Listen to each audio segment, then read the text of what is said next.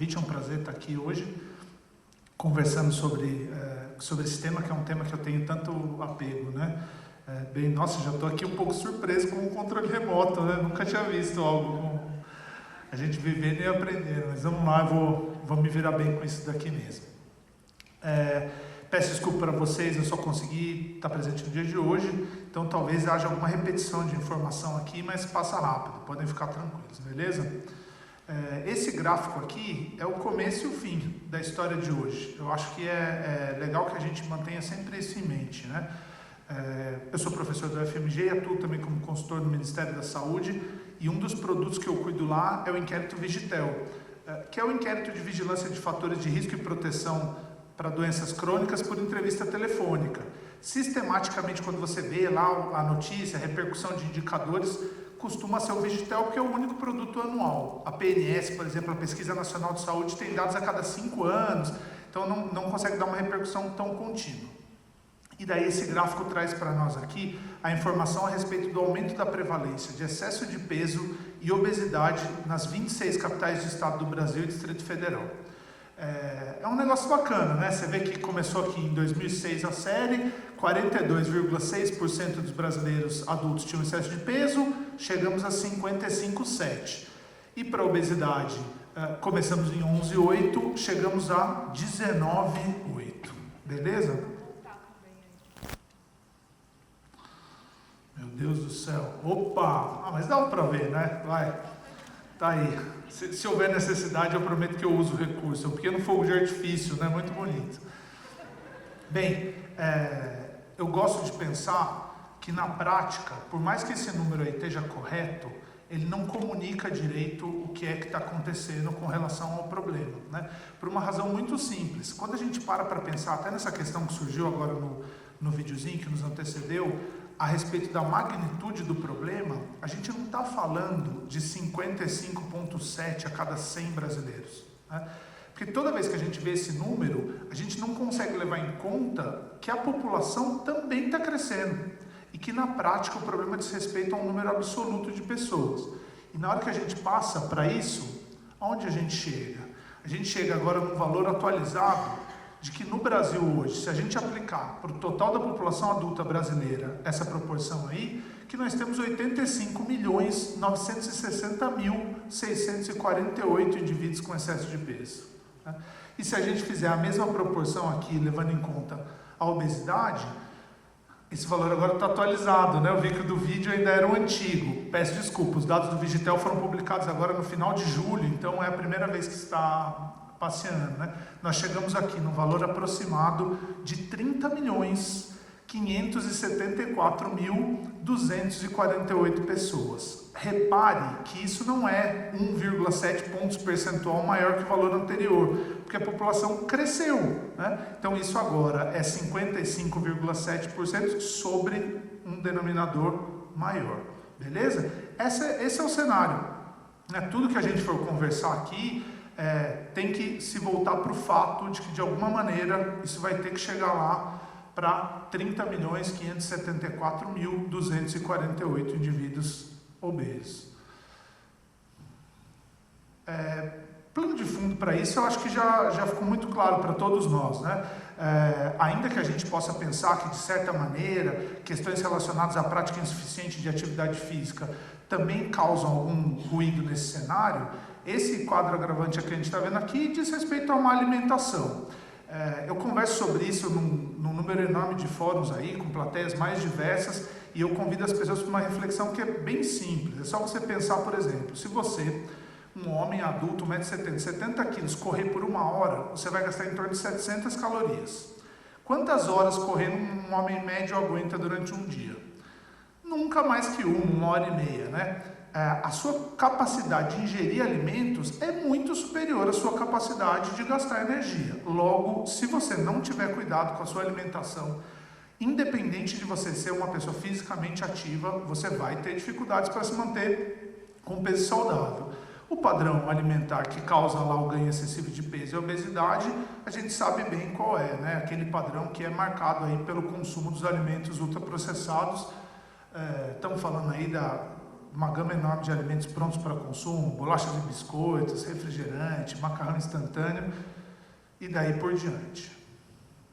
Chegamos, né, onde a gente queria chegar, que era lá na história do capítulo 5.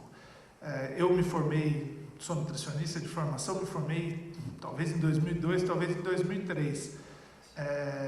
Tenho pouca clareza desse fato, mas a questão toda de momento qual é? É que desde o momento da minha formatura eu venho trabalhando com essa história de preço de alimento, né? Isso tem sido um tema persistente aqui na minha carreira. E quando eu tive a oportunidade de participar da redação do Guia Alimentar, e quando a gente estava lá montando o guia, surgiu aí no capítulo 5, isso é uma montagem, então o texto não está na sequência, dizendo lá que, olha, que o capítulo 5 destaca os obstáculos e entre esses ao custo. E eu tinha uma dúvida, né? Será que de fato se alimentar de forma saudável, tendo como referência as recomendações do guia, era mais caro do que se alimentar de forma não saudável? Isso era uma dúvida prática que a gente tinha à época. Bem, não há outro caminho para resolver isso do que simplesmente pegar lá informações da população brasileira como um todo e traçar esse cenário para ver o que acontece.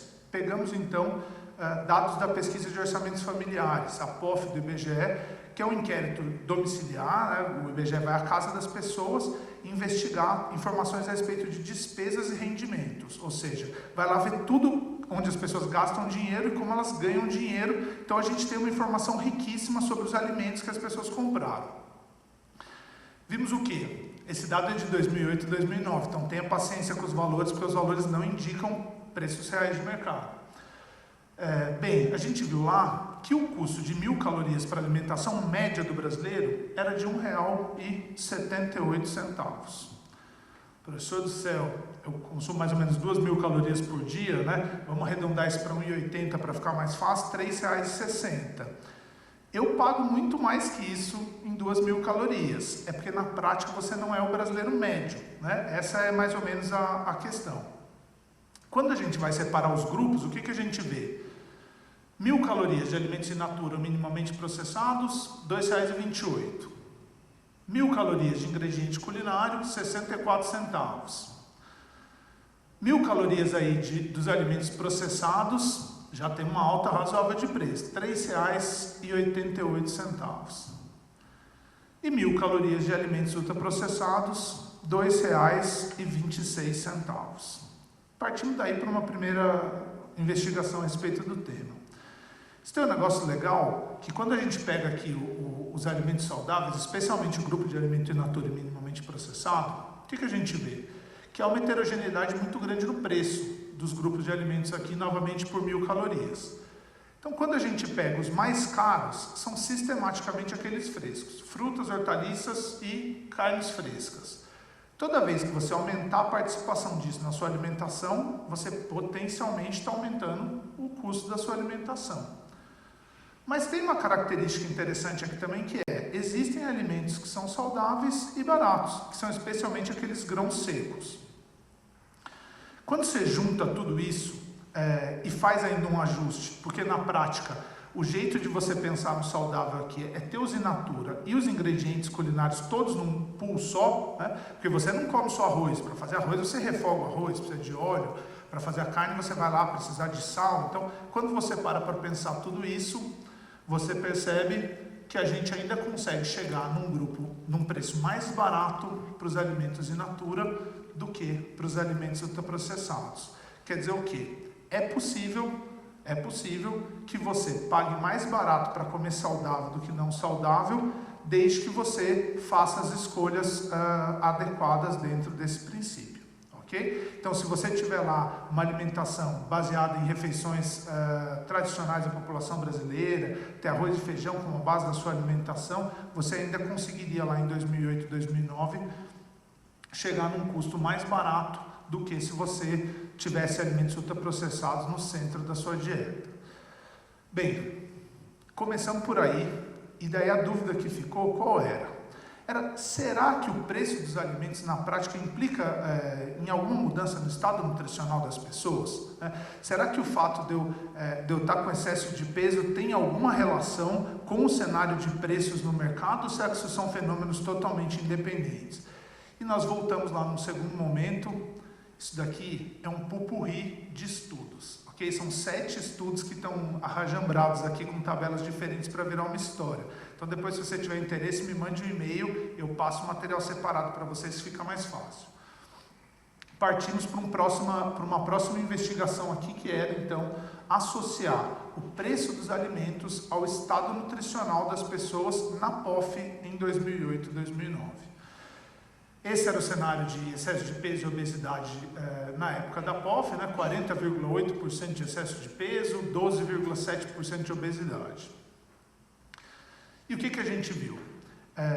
Bem, após ajustar o preço dos alimentos de acordo com a renda das pessoas, e isso é um ajuste importante, porque na prática pessoas de maior renda tendem a pagar mais caro por um mesmo produto, justamente pela melhora de qualidade implícita naquilo. Então, se você for pensar, quando uma pessoa mais pobre compra uma banana e uma pessoa mais rica compra uma banana, a tendência é sempre que a pessoa mais rica pague mais caro, porque ela tende a fazer um agregado de valor de conveniência, comprar um tipo de banana mais sofisticado, de um produto mais desenvolvido, numa loja mais cara, num lugar mais central. Então, a tendência é que haja um componente hedônico no preço muito grande. E para isso é necessário que a gente faça esse ajuste e corrija essa diferença, que nada mais é do que uma mudança de qualidade no produto. Quando a gente faz isso, o que a gente acaba percebendo aqui? Que olha, aqui cada barra representa 1/5 do preço de alimentos ultraprocessados. Primeiro para excesso de peso e depois para obesidade. E o que a gente consegue ver? Que os grupos que encontraram alimento ultraprocessado mais barato tendem a ter mais excesso de peso e mais obesidade do que aqueles grupos que encontraram alimento ultraprocessado mais caro. Beleza? Isso é um negócio que parece ser meio intuitivo, mas isso daí não tem relação direta com a demanda. Então a gente na prática não sabe quantos alimentos ultraprocessados as pessoas comeram. A gente só sabe que esse era o preço de mercado no local ali onde elas faziam as escolhas. Okay? Então esse é preço direto contra estado nutricional. É evidente que a via principal é o produto está caro, você não compra, deixa de ganhar peso, né? Mas a gente não tem aí o consumo efetivo de alimentos mediante esse processo. Essa relação fica mais intensa para mulheres do que para homens, e ela funciona lá para indivíduos de todas as idades. Quer dizer, à medida que a gente vai tendo produtos ultraprocessados mais caros no mercado, a tendência é que toda a população se beneficie com isso. O produto final dessa investigação foi esse gráfico que vocês estão vendo aí, né? Esse gráfico simula o que aconteceria com a prevalência de excesso de peso e obesidade no Brasil se a gente mantivesse constante o preço de todos os demais produtos. Então tudo que não é ultraprocessado se mantém no nível que está, e a gente vai lá e vai variando o preço dos ultraprocessados, e aí fica claro para nós o quê? Que à medida que o preço aumenta, a gente tem uma diminuição expressiva tanto da prevalência de excesso de peso quanto da de obesidade. Olha, sair de 17,4 e para 8,3, será que isso é muito? Entendam que a gente está falando aí de milhões de pessoas, né? Toda vez que a gente tem que mover milhões de pessoas de lugar, isso é um esforço muito grande. Então dá para a gente pensar aí que todo esse efeito vindo de uma mudança de uma única variável é realmente um efeito significativo. A próxima ideia, então, qual que era? Era a gente tentar relacionar agora como que a evolução do preço dos produtos estava afetando o estado nutricional da população brasileira. Tem uma história que eu conto há muito tempo aqui, de quando eu era criança, e eu me lembro que refrigerante era um negócio tão caro, que eu ia almoçar na casa dos meus avós, e minha avó dava uma garrafa caçulinha de Guaraná para cada um dos netos, e ela fazia um furo na tampa da garrafa com uma taxa, para que a gente pingasse o Guaraná e o Guaraná rendesse durante todo o almoço, porque não havia mais possibilidade de refrigerante. Hoje, se você for numa loja qualquer, varejo de desconto, no dia, no Compre Bem, você vai ver que tem refrigerante mais barato que água mineral para vender no supermercado que você frequenta, beleza? Talvez não seja essa bandeira que você compra de refrigerante, mas o produto está lá disponível. E nós começamos a fazer essa investigação juntando dados da pesquisa de orçamento familiar com dados do Sistema Nacional de Índices de Preço ao Consumidor, o tal do IPCA, do IBGE. E a ideia foi que a gente conseguiu, então, montar uma cesta que envolvia aí informações a respeito da variação de preço dos 106 produtos mais consumidos no Brasil, desde o período de 95 até 2017. Pular isso porque o tempo urge, mas não se preocupem que na prática é a mesma coisa que a gente estava vendo. E esse gráfico, essa beleza desse gráfico, diz para nós o que está acontecendo com o preço dos alimentos no Brasil desde 1995 até 2016. É legal lembrar que o dado do IPCA está disponível desde 89, mas esse período de 89 a 94 foi um período totalmente conturbado na economia e a gente acaba tendo lá estimativas estranhas demais para a gente conseguir fazer uma análise disso. E esse gráfico mostra o que para nós? Que olha, os valores estão deflacionados aqui, então o efeito da inflação está descontado no período, e a gente tem a linha verde, que são alimentos in natura ou minimamente processados, a linha amarela aqui embaixo, que são os ingredientes culinários, então os alimentos ultraprocessados, a linha vermelha escura, e a linha rosa, que são os processados. E a característica que mais salta à vista aqui quando a gente faz uma primeira análise, qual é? É que se a gente for ver com o passar do tempo, todas as linhas tendem a subir em relação ao início do período. A impressão que a gente tem é que a vida não necessariamente ficou mais cara, porque o poder de renda da população também varia, né? E a segunda conclusão que a gente consegue tirar daqui é como o espaço entre o custo dos ultraprocessados e os in natura e minimamente processados está diminuindo, ou seja, como que com o passar do tempo, aquela vantagem econômica que você tinha por comer arroz e feijão na sua casa está desaparecendo, né?